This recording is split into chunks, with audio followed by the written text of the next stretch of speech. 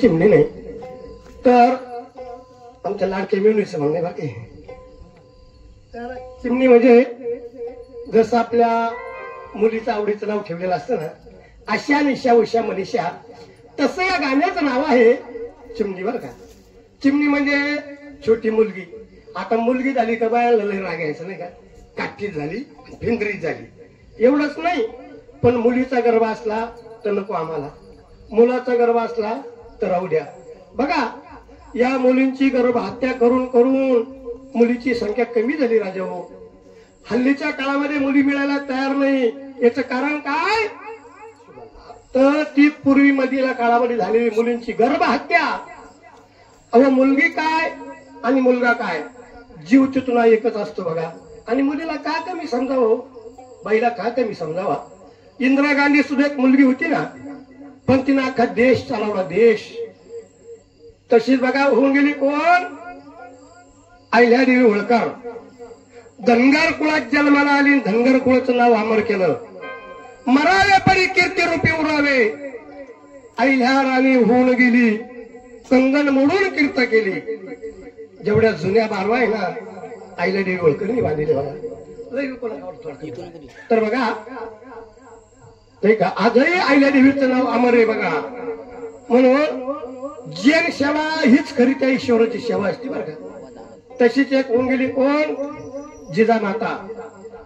ती सुद्धा एक मुलगी होती, थोडस कमी करावे थोडा. ती सुद्धा एक मुलगी होती, पण तिच्या पोटी शिवाजी राजे जन्माला आले बघा. आणि ते इतके वीर झाले, इतके वीर झाले, त्यांनी स्वराज्याची स्थापना केली. जिजामाता नसत्या तर शिवाजी राजे नसते, आणि शिवाजी राजे नसते तर हा हिंदू धर्म टिकला नसता. मग कायचं जागरण गोंधळ, कायचं भजन कीर्तन तुमचं. तुम्ही बघा काही चाललं नसतं राजा हो. देशावरती उपकार असतील तर त्या शिवाजी राजांचे. मग शिवाजी राजे जन्माला यायला त्याला आधी जिजामाता लागत नाही का. म्हणून बघा मुलीचा रागराग करू नका, मुलीला जन्माला येऊन द्या. तर एक छोट्याशा मुलीचं गाणं ऐकताना बापाने आपली मुलगी डोळ्यापुढे ठेवून गाणं ऐका, भावाने आपली बहीण डोळ्यापुढे ठेवून गाणं ऐका, आणि आईना आपली लेक डोळ्यापुढे ठेवून गाणं ऐका. म्हणजे बरोबर गाणं ध्यानात बसून बघा.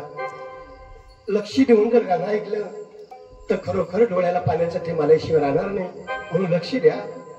कोणाच्या मुलीचे लग्न झाले असेल, कोणाच्या वयाच्या असतील, कोणाच्या सासरे गेले असेल, त्यांच्या बरोबर गाणं ध्यानात बसन. करूया सुरुवात चिमणीच्या गाण्याला.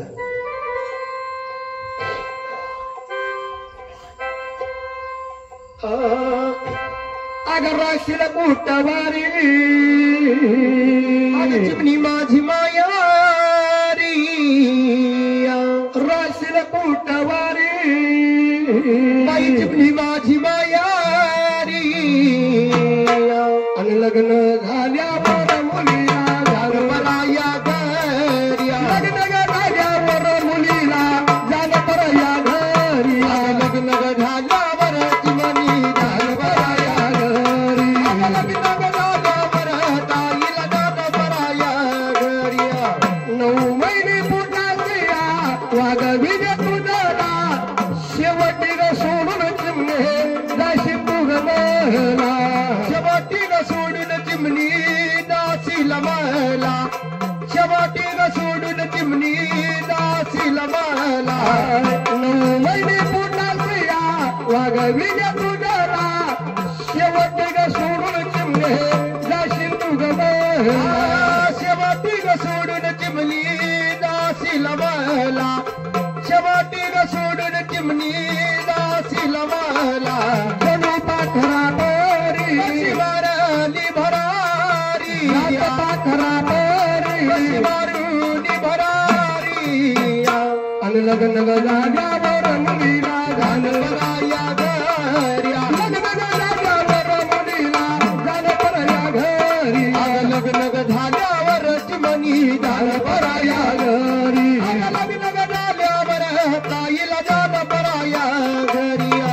बघा मुलगी झाली म्हणजे किती आनंद होतो आई बापाला, आनंद होतो गणागोताला.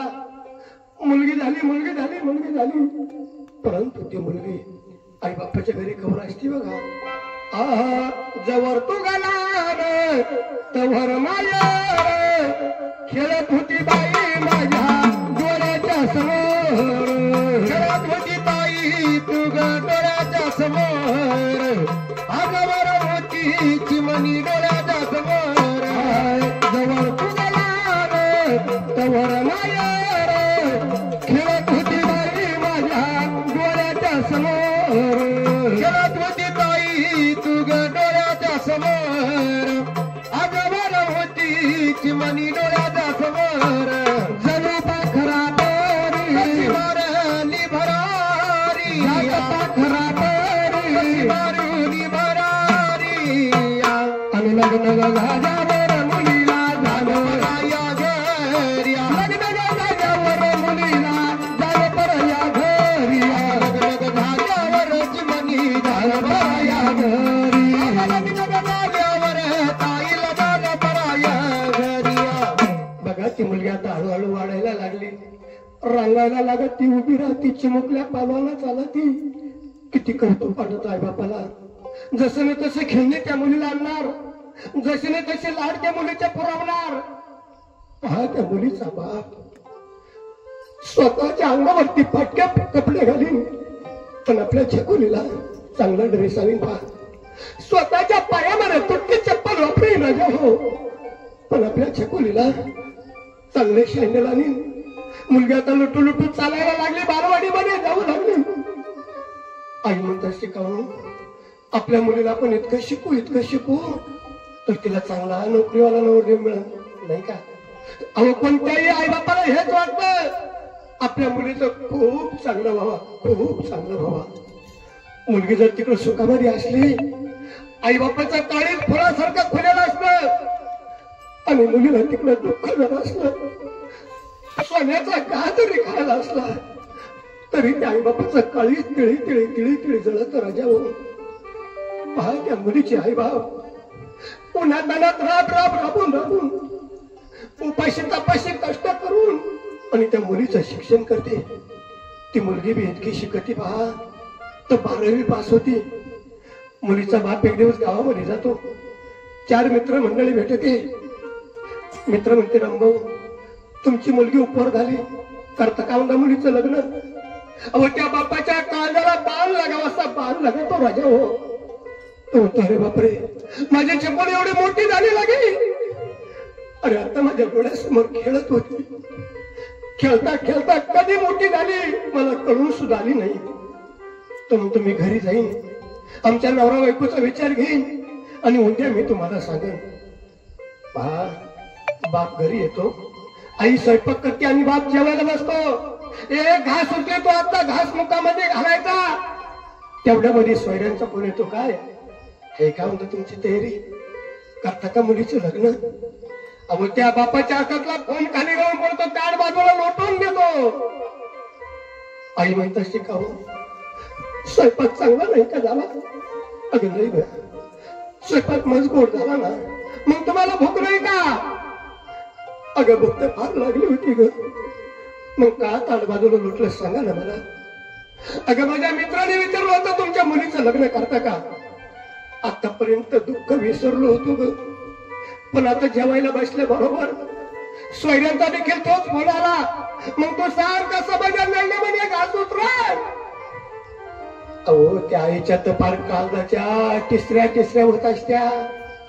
आई म्हणता शिकाव का माझ्या मुलीच्या मागा लागले काय एवढं वजन झालं माझ्या छप्पल येतं तुम्हाला म्हणून काढून घ्यायला लागले तिला. थांबा 1-2-3 वर्ष अजून का. आईला वाटतं माझी चिमणी अजून लहान आहे. बाप म्हणता स्वागत तुला दुःख होत आणि मग मला काय होत नसेल का. पण नाही आमदा तर पुढच्या वर्षी कधी कधी आपल्याला छकुलीचं लग्न करावं लागेल ना ग. मग चांगलं स्थळ आलेलं आहे. माणसं चांगली नवरदेव चांगला म्हणून म्हणलो तो काय तुझा काय विचार आहे मला सांग. त्या मुलीची आई अवरात्रभर तिला झोप येत नाही हो. सारखा विचार करते आणि सकाळच्या पारी म्हणते कशी करायचंच का मग आमचं लग्न. मग एकच करा काय आपल्या इकडं काही झालं तरी चालत आपण व्याजाने पैसे काढू वाटलं तर आपण जमीन गहाण ठेवू, पण माझ्या छकुलीला चांगलं घर बघावं. पहा त्या मुलीचा बाप गाव ना गाव स्वैरा नाही स्वैरा पिंजवून काढितो आणि आपल्या छकुलीला योग्य असा नवरदेव बघून तिचं लग्न ठरतं कसं. आय ठरवलं लगीन निघाली वरात, कवया मनाची आई रडाती घरात, कवया मनाची आई रडाती घरात, कवया मनाची आई रडाती घरात. ठरवलं लगीन निघाली वरात, कवया मनाची आई रडाती घरात, कवया मनाची आई रडाती घरात, कवया मनाची आई रडाती घरात. ऐकून दे ग पोरी आई सासरी, ऐकून दे ग पोरी आई सासरी. आणि लग्न झाल्यावर मुलीला झालं राया घरी, लग्न झाल्यावर मुलीला झालं बरया घरी, लग्न झाल्यावर चिमणी झालं बराया घरी, लग्न झाल्यावर ताईला झालं बराया घरी. पहा त्या मुलीचं लग्न ठरत सुपारी फुटते आणि जसं जसं लग्न जवळ जवळ येईल आई बापाची धांगल उडून जाते. बघा मंडपाला सुपर्दीची आचार्याला सुपर्दीची पत्रिका छापल्या जात्या.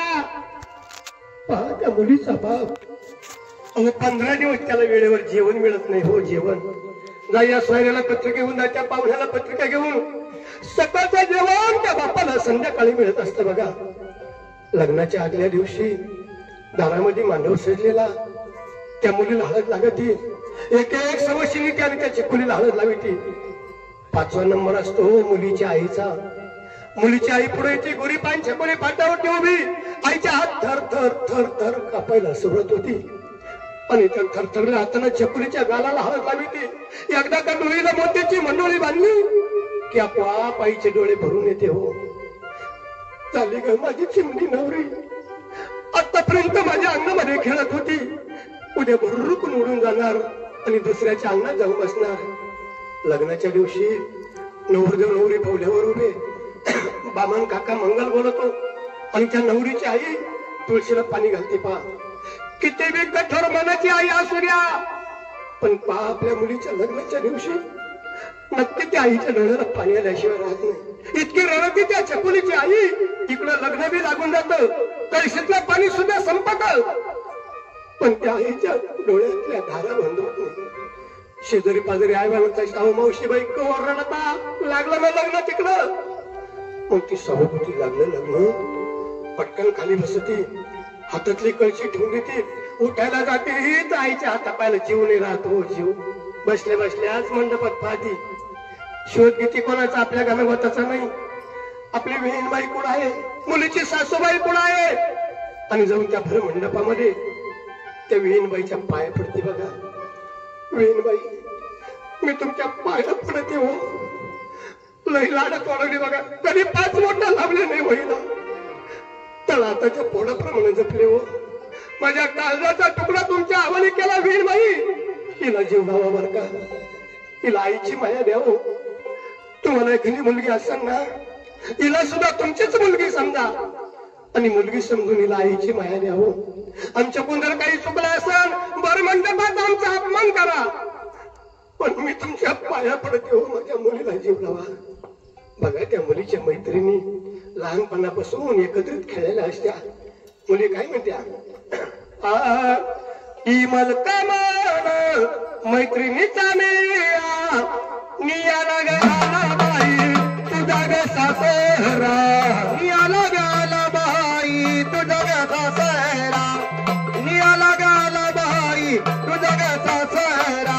जा तुझ्या तू घरी बाई सुपर संसारकारी, जा तुझ्या तू घरी बाई सुपर संसारकारी.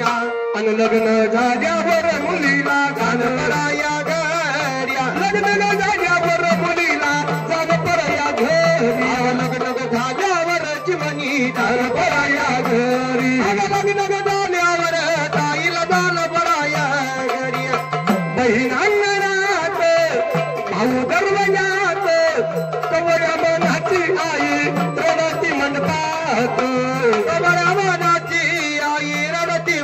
रात हमारा मनाची आई रडती वनबार रडू नको आई आता मी तुझी नाही रडू नको आई आता मी तुझी नाही आणि आशीर्वाद मला दे ग सदा मी सुखी राय आशीर्वाद मला दे ग सदा मी सुखी राय आई आशीर्वाद मला दे ग सदा मी सुखी राय बघा लग्न लागत फळ भरत आणि आता मुलगी वाट्याला व्हायचा प्रसंग डोळ्यासमोर आला सगळं मुलीचं गणगोत गोळा होतं मामा मावश्या भाऊ भाऊजाई चुलते काके जाताना तिच्या पोलीस साऱ्यांच्या गळीत पडती पहा मामा मी नांदायला चालले मावशी नांदायला चालले काकू नांदायला चालले साऱ्यांच्या गळीत पडती गाडी जवळ जाते आणि माघारी फिरून पाहते तिला स्वतःची आई रडताना दिसते त्या गाडी जाऊन पळत जाते ती आईच्या गळ्याला मिठी मारते आई आई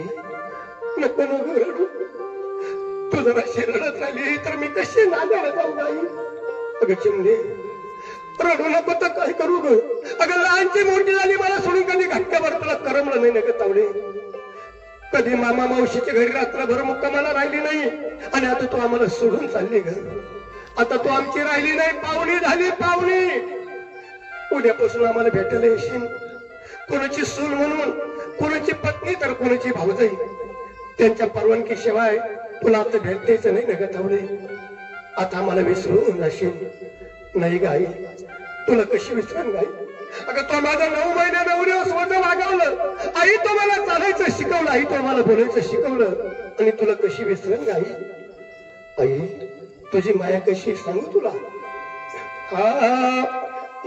बाकी चालणी तू चंदराची कोर बाकी चालणी तू चंदराची कोर शीतल तुझी छाया मज हवी जीवन बार तुझ्या शीतल छाये मरी माझं आयुष्य जगिलं आई देवापशी मी ग आई तुलाच गमागिल आई माझी मायेचा सागर दिला तीन जीवनाला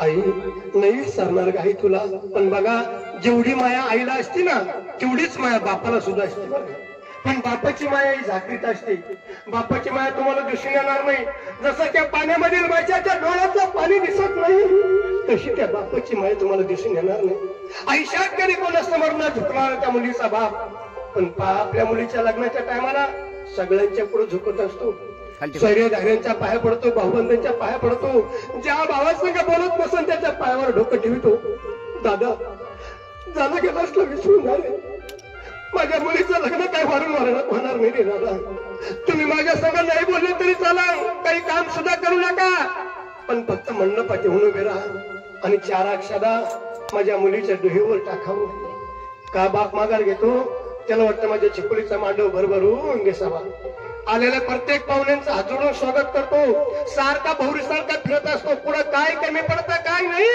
सगळं त्या बापाला बघावं लागत दिवसभर उपाशी असतो थकून जातो आणि मुलगी वाट लावायच्या टायमाला गुडघ्यामध्ये मान घालून बाप मनातल्या मनात रडत असतो मुलीचं लक्ष जातं त्या बापाकडं पळता जाते बापाच्या बिघाडाला मिठी मारते बाबा